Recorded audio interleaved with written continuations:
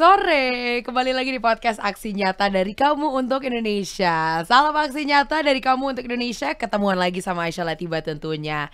Selamat sore juga loh untuk kamu yang baru bergabung, tentunya via Instagram, Twitter, TikTok, Facebook Partai Perindo di @partaiperindo RCTI+, Okezone, Sindo News, iNews.id, YouTube Partai Perindo dan juga website Partai Perindo. Senang sekali Aisyah Latiba kembali hadir dan tentunya seperti biasa bakal ngasih tahu ke kamu untuk para penonton setia kalau kita tuh bakal bagi-bagi e-voucher belanja.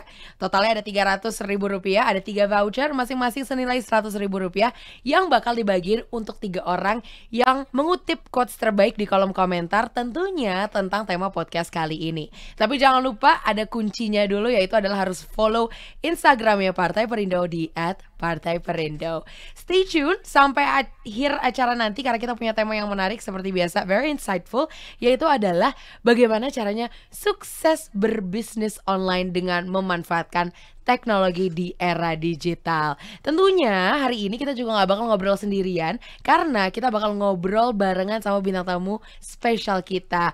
Beliau adalah Wakil Ketua Bidang Sosial Ekonomi DPW Partai Perindo Kepulauan Bangka Belitung.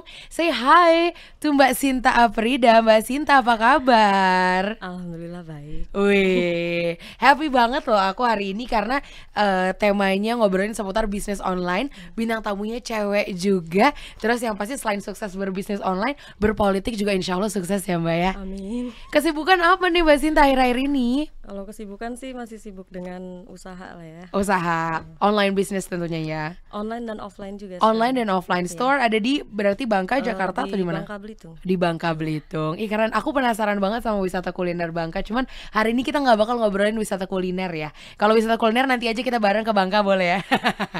Ini kita bakal ngobrol-ngobrol tentunya mengenai bisnis online di era digital. Sebagai pelaku bisnis udah berapa tahun Mbak berarti berbisnis Mbak Sinta?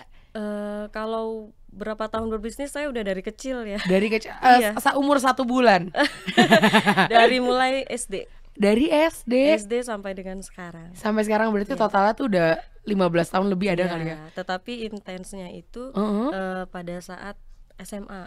SMA, Iya. bidang apa? Kalau SMA saya masih bisnis ya jual-jualan yang lagi tren gitu Oh pada oke. saat itu ya. Heeh. Terus di kuliner juga. Di F&B juga, kuliner Iya. juga. Terus so far berarti selama 15 tahun kan udah ngelihat yang namanya perubahan, mulai dari belum ada teknologi, belum ada digital, social media belum booming. Perbedaannya berasa banget dong ya. Banget. Apa Mbak yang paling dirasakan? Selain sales pasti sekarang udah lebih gampang lah Iya. jualannya ya. Dulu pas awal-awal karir banget paling susah merintis bagian apa? Promosi ya. Karena dulu repot ya. Karena repot banget karena kita harus mempromosikan dari mulut ke mulut Yes. ataupun dari customer per customer gitu ya. Bener. Nah, tapi kalau untuk sekarang ya apa ya? Sekarang kita mendunia udah luas lah gitu ya. Semuanya bisa ngakses, Iya, semuanya betul. bisa lihat gitu ya ibaratnya ya. Berarti online, social media gitu harus aktif banget dan jalan banget dong. Iya, betul. Kerasa nggak tapi perbedaannya Kerasa banget ya, terutama dari omset ya. dari omset? Iya. Itu kan ujung-ujungnya kita sales lagi ya Iya. gitu. Tapi Mbak Sinta aku mau nanya deh sebenarnya. 2 tahun terdampak pandemi waktu itu. Penjualan gimana akhirnya? Mulai dari kuliner apalagi agak sedikit krusial nggak? Karena kan dine in kalau ada restoran atau online shop malah meningkat karena banyak yang beli. Kalau saya sih penurunan nggak signifikan banget sih Oke, ya, nggak terlalu signifikan, tapi sekitar 25% sih lumayan. Lumayan berasa ya Iya. Syai. Cuman ini dari bisnis ke politik, mohon maaf agak nyebrang gitu. Biasanya kan politik dulu, baru ujung-ujungnya berbisnis gitu kan. Ini mana lebih tuh yang mana nih, politik atau bisnis nih? Kalau politik kan kita berusaha ya untuk meyakinkan dan juga karena saya sukanya bersosialisasi sih. Iya. Suka banyak temen. Dari situ kita belajar bahwa berbagai-bagai macam manusia. Setuju. Kita bisa menyatukan pendapat seperti apa. Itu Setuju. semua ada di politik juga sih. Setuju. Pelajarannya bisa diambil nggak dibawa ke bisnis? Bisa dong, Tentu banyak ada relatable-nya ya. banyak. Berarti udah aktif di Perindo, berarti udah mulainya dari kapan? Mbak Sinta? Dari semenjak Perindo berdiri. Wow, udah lumayan bisa dibilang dedengkot juga ya. Aktivitas di luar Perindo ada apa lagi? Selain bisnis kan, kalau bisnis ibaratnya untuk mencari uang gitu lah ya. Aktivitas organisasi atau aktivitas lain gitu Mbak Sinta ada apa? Oh ada. Kita kalau saya ikut di Kadin juga. Kadin juga. Di HIPMI juga HIPMI dulunya. juga. Kayaknya semuanya mau diambil ya. Enggak juga sih. Kan suka banyak temen. Bener. Cuman kalau di Bangka memang biasanya masalah Bangka Belitung concernnya kalau di dunia politiknya tuh yang paling dipermasalahin tuh apa ya di sana Mbak? SDM kah atau apa? Pertama SDM ya. Karena mencari yang benar-benar apa ya, pas untuk dijadikan pemimpin itu nggak mudah gitu. Nggak mudah. Iya, banyak pro dan kontra juga sih. Banyak pro dan kontra. Agak sedikit ini ya, maksudnya di tengah kesibukan bisnis juga, terus juga harus berpolitik juga. In case kalau disuruh milih politik atau bisnis, kira-kira bakal milih mana? Saya maunya berbisnis sambil berpolitik. Jawaban aman. Boleh. Politik jalan, bisnis tetap jalan. Maunya gitu, 50-50 gitu ya. Kenapa? Enggak, pasti ada satu lebih yang condong lah. Karena bisnis itu udah hobi juga buat Bisnis saya. hobi ya? Iya. Benar, politik juga hobi karena suka bersosial. Ya politik juga hobi, tetapi bisnis kan kebutuhan juga selain hobi. Bener, hobi yang harus diseriuskan. Jadi Iya. bercanda-bercanda serius-serius tapi harus jadi gitu ya ujung-ujungnya hasilnya ya. Tapi kalau ngomongin bisnis sendiri paling into berarti kuliner. Iya. Bisnis kuliner. Ada di latar belakangnya ada chef kah atau emang kuliah masak atau gimana? Saya kayaknya nggak nyambung semua deh. Gak nyambung. Oh, beda. Emang dulu jurusannya apa? Nyebreng semua ya? Saya programmer ya, tapi larinya ke kuliner. Programmer? Kuliahnya programmer terus akhirnya jadi bisnis kuliner. Iya. Kenapa bisa? Saya tuh punya kerjaan yang mungkin agak berbeda-beda gitu ya, karena saya juga tadinya sempat bisnis di farmasi, alat kesehatan juga. Sebelum memang pilot ya. Sempat pilot juga itu ya.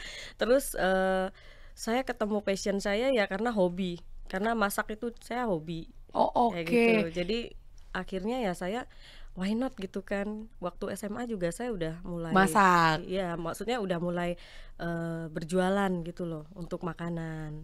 Jadi kayaknya enak juga nih diseriusin gitu kan. Yang namanya bisnis makanan kan selalu cash and carry. Iya benar-benar. Langsung kayak maksudnya jual beli langsung ada gitu iya, kan, betul. jelas. Berarti masak, wah gokil banget sih. Kalau dari programmer agak melenceng tapi ya Mbak Sinta ya. Iya sih. Merasa nggak bau kayak ini kenapa ujung-ujungnya aku masak gitu? Enggak juga sih. Malah Pokoknya happy menemukan kesenangannya di sini ya. Happy banget.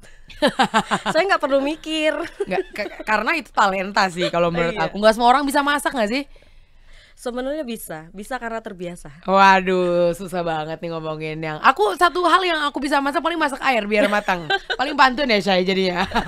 Tapi Mbak Sinta, aku penasaran banget. Kalau ngomongin bisnis kuliner pasti ada ups and downs dan segala macam gitu ya. Buat anak-anak muda di luar sana ingin mulai berbisnis di tengah gempuran digital ini, walaupun platformnya sekarang makin banyak, pesaingnya juga makin banyak. Biar tetap menjaga keoriginalitas our authentic dari makanannya, penyajian dan segala macam, caranya gimana? Kalau saya sih terjun sendiri ke lapangan ya. Biar tahu dulu. Karena apa gimana? semua tetap saya tes sendiri. Oke. Semuanya tes sendiri. Jadi untuk cook helper itu nggak bisa langsung terjun pegang makanan ya, karena saya harus tes dulu. Untuk satu nasi goreng aja dia butuh waktu sekitar 3 bulan baru saya izinin. 3 bulan? Iya. Wow, emang nggak bisa langsung kayak instan aja gitu kayak ini ada resepnya, ini resep saya, kamu ikutin udah ya selesai, saya tinggal gitu. Enggak gitu ya? Seperti itu. Kalau seperti itu saya udah lama pingsan kayaknya. Jangan dong coy, takut banget. Cuman berarti fokus ke makanan-makanan Indonesia. Iya. Restoran ada, online ada atau online aja? Semua offline dan online ada sekarang. Offline ada. Iya. Mau apa aja, palu gada, apa lo mau gua ada gitu ya konsepnya. Satu makanan signature, apa boleh disebutin aja deh Mbak Sinta biar kalau teman-teman lagi main gitu, jadi kan bisa restorannya atau nama food and beverage-nya. Mamita, AGK Mamita. apa? AGK Mamita. AGK Mamita. Bisa langsung search di Instagramnya sekalian ya teman-teman ya. Nah untuk tadi Mbak Sinta sendiri, untuk preparation foodnya aja, satu nasi goreng aja untuk memastikan ke helpernya itu selama 3 bulan. Resep dan lain-lain, risetnya biar tahu orang-orang tuh maunya taste yang kayak gimana, itu berapa lama sampai ada jadi penyajian terus restoran atau usaha gitu Mbak? Saya itu bisa sampai 1 tahun. 1 tahun untuk taste ya. Jadi selalu saya sebelum launching dengan new product itu selalu saya coba sendiri dulu. Oh ini belum pas, ini belum pas, ini belum pas. Seperti itu. Wow. Jadi nggak langsung dari resep jadi yang ada langsung jadi, nggak seperti itu. Kalau lagi ngobrol gini kesannya kayak gampang banget ya lah, usaha doang gitu ya. Pas dijalanin jatuh bangunnya ada dong pasti. Pasti ada. Apa hal yang paling bener-bener lu ibaratnya down low banget lah. I'm not saying terpuruk kali, kalau terpuruk sedih banget ya kesannya ya. Dulu waktu pertama kali kita opening ya, itu sempat di 7 bulan pertama. 7 bulan pertama tuh agak down. Nah dari situ saya belajar gimana caranya untuk up lagi. Nah dari situ saya berpikir kan, apa dengan penambahan menu segala macam. Akhirnya saya belajar dan juga untuk segala marinasi juga saya pegang sendiri. Oh gitu, semuanya sedetail apapun ya. Semua saya yang pegang sendiri, termasuk dari tepungnya, dari marinasinya, semua saya sendiri. Itu saya selalu peningkatan untuk tiap tahunnya seperti apa. Mikir semuanya sendiri dari A, B, C, D, E, F, G sampai Z lah ya ibaratnya. Jadi pegawai itu ya cuman mengerjakannya aja. Kalau intinya semua dari saya. Mulai dari resep semuanya. Keren. Jadi daripada 7 bulan akhirnya ngerasa bahwa salesnya nggak naik nih dan segala macam, kayaknya selera orang nggak suka sama masakannya. Apa akhirnya yang bisa mengubah tuh gara-gara tambah produk baru lagi? Kita tambah produk, tambah produk juga belum yang langsung belum yang langsung kita bom banget, enggak. Itu tapi bertahap, masih bertahap. Tapi pada akhirnya ya alhamdulillah gitu ya. Kita udah 5 tahun masih stay. Alhamdulillah. Namanya juga usaha tidak akan pernah mengkhianati hasil ya. Cuman ini satu, di tengah gempuran digital platform, ojek online dan segala macam, sempat viral beberapa bulan lalu bahwa potongan harga dari ojek online kan lumayan tinggi ya. Betul. Potongannya ya. Berasa nggak sih Mbak Sinta? Agak tinggi gak? Berasa ke customernya sih ya. Oh iya benar. Aku sebagai customer aku sih merasa banget ya Zai. Nah terus di tengah itu pasti juga ada hal baik sama hal buruk ya. Paling enak nerima pembeli online atau offline langsung aja?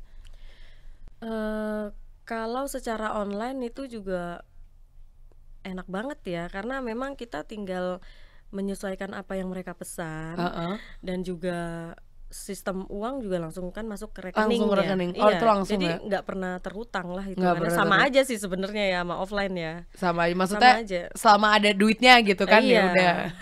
Palingan ya itu tadi sedikit antri, kadang-kadang ya customer agak bawel dikit.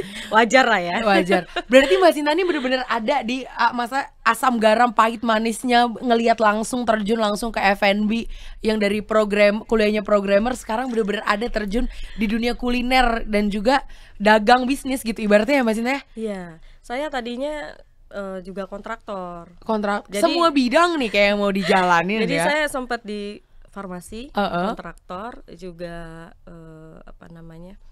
pertambangan. Nah, tapi pada akhirnya sempat ya sedih-sedihnya sih tertipu teman sendiri lah ya. Tertipu. Jadi pada akhirnya saya ya menemukan fashionnya lebih ke kuliner. Kuliner karena memang suka masak gitu ya. Jadi di luar sana mungkin pelajaran yang bisa kita ambil adalah nggak peduli mau jurusan apa dan segala macam, karena ujung-ujungnya bisa aja melenceng dari programmer. Emang dulu pas ngambil programmer itu rencananya mau gimana tuh Mbak Sinta?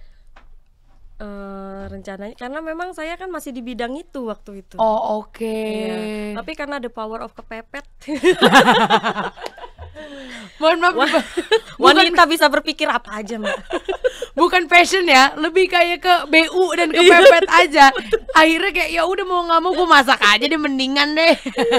Betul itu. Sementara setiap hari orang butuh makan kan. Setuju. Itu benar, itu yang paling dasar sih. Orang pasti butuh makan. Orang pasti butuh yang namanya minuman juga. Bener. Jadi yang paling gak bakal menjanjikan. Ya itu sebenarnya. Setuju. Tapi udah pernah nyoba bisnis lain, clothing line atau apa dan segala macam gitu? Udah semua, dan sekarang juga saya masih di fashion ya. Di fashion ya. Iya. Cuman yang paling ibaratnya kita bahasa anak mudanya apa ya, paling cuan lah ya ibaratnya, yang paling menguntungkan gitu Mbak Sinta berarti F&B. Iya. Dan yang paling bertahan ketika pandemi F&B juga. Iya. Wow, keren, bener. Soalnya mama saya dulu juga pernah bilang, karena kalau semua orang pasti butuh makan gitu. Jadi mau segimanapun ya pasti orang bakal beli makan. Dan itu memang benar terjadi di sebagai Mbak Sinta yang udah menjadi pelaku bisnis. Nyatanya begitu. Berasa banget ya. Penjualan, sales segala macam cepet nggak? Yang kayak aku jual ini nih, beli dong gitu. Orang bisa percaya langsung beli gitu. Kalau kita mengenalkan produk baru pasti dicoba sih.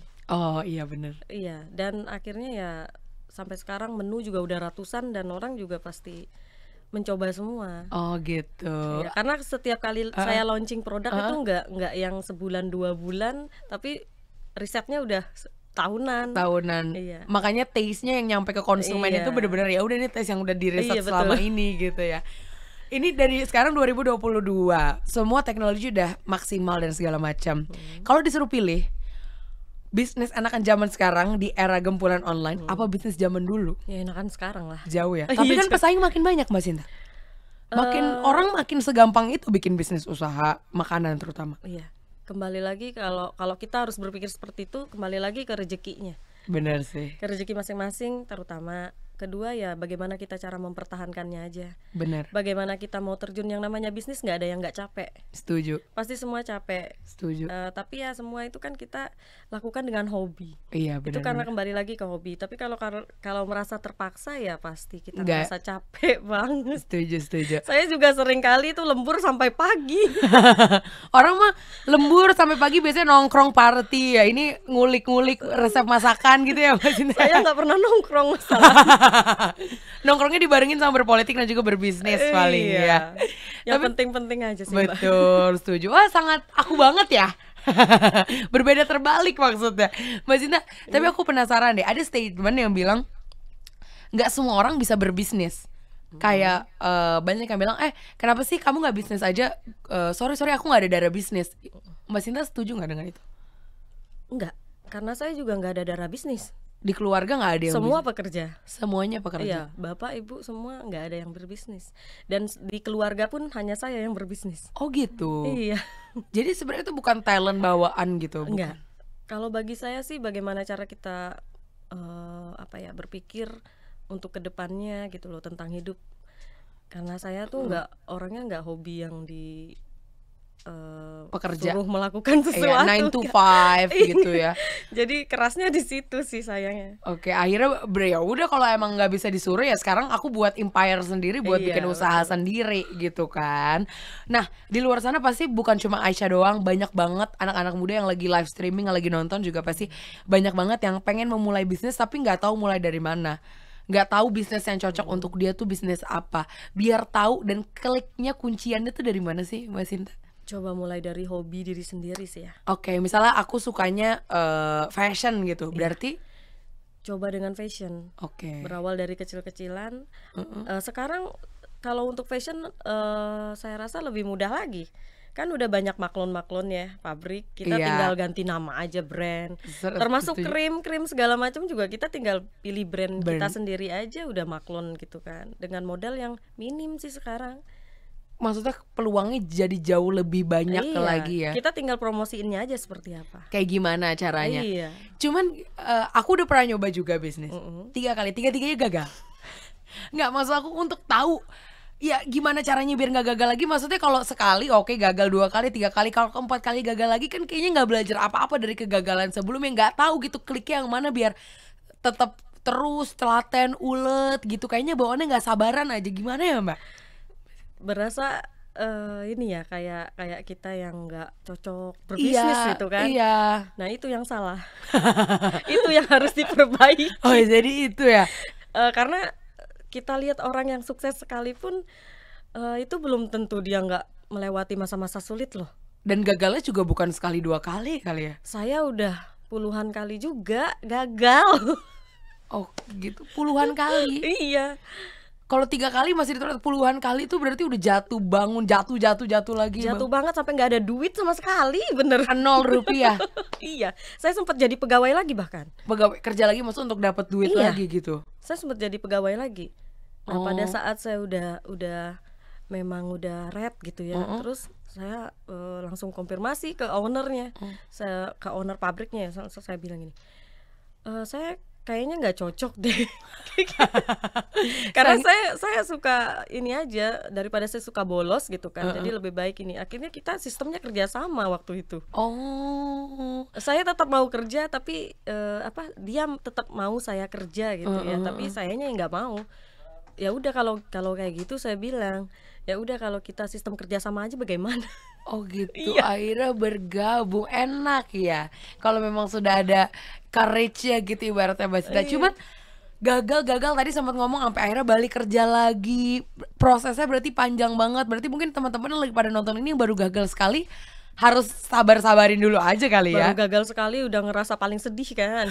aku dulu berdagang kue cubit Mbak. Awalnya banyak yang beli, pas untung 2 juta udah gak mau lagi, udah capek. Dan saya pengen pensiun dini aja saya. Ya itu salah sih. Sebenarnya bagaimana kita mengkreasikannya aja sih.